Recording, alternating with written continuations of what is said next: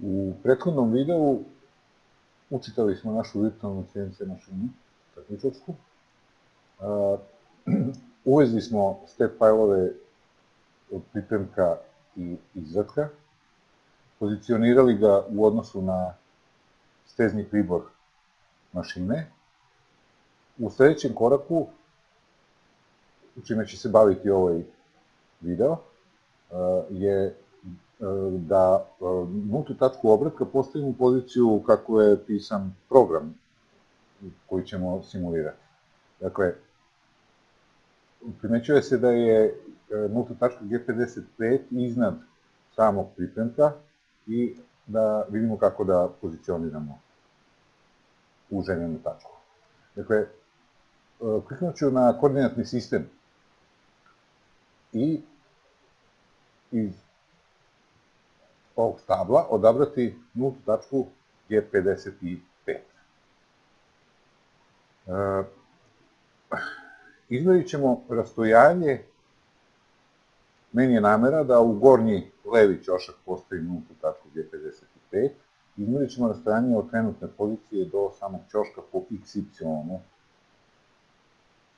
Uradit ćemo to tako što ćemo ovde kliknuti na prozor box i klikom na taj box, prilaskom miša do ćoška pripremka,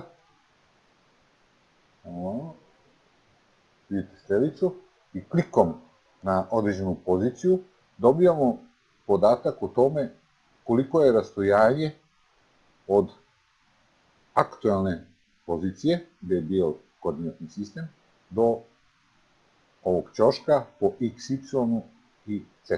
Z nam nije interesantan, ali ove pozicije x, y su praktično pozicije gdje bi trebalo da se nalazi naša nulta tačka obratka. Sledeće što ću raditi je da sam pripremak napravim da je nevidljiv. Moja želja je da nultu tačku obratka postavim na gornju površinu izvatka, na najvišu površinu, i iznad gornjeg levog ćoška izvatka, odnosno pripremka, gde se sad trenutno nalazi. Vratit ću se ponovo na koordinatni sistem G55, klik na njega, pa ću sada izmeriti, znači pamtim ovo x minus 50, y 30, kliknuću na površinu gornjeg pripremka i uočavam da je minus 16 pozicija najvišlje površine izvatka. Imam više mogućnosti, ja ću raditi, znači pamtim ovo minus 16, kažem undo i samo kažem ovde minus 16, prepravim ovu poziciju. Nulta tačka obratka će se pozicionirati iznad najviše tačke,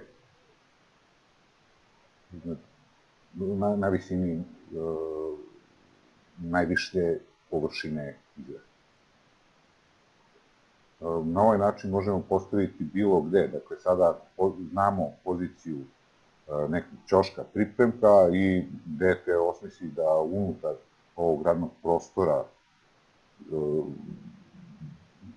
pozicionira sa ovim nultu tačku, mi možemo ovde dodatno izvršiti pomeranje i postaviti u željenu poziciju gde je predviđeno pisanjem CNC programa naše nulte tačke G59. Ovim smo završili pozicioniranje, neophodno je da se sad ovaj pripremak ponovo učini vidljivim i vidimo da gde se nalazi jednostavno unutar na nekoj visini od gornje površine pripremka. U sledećem videu učitat ćemo naš CNC program i pustiti našu virtualnu mašinu u rad.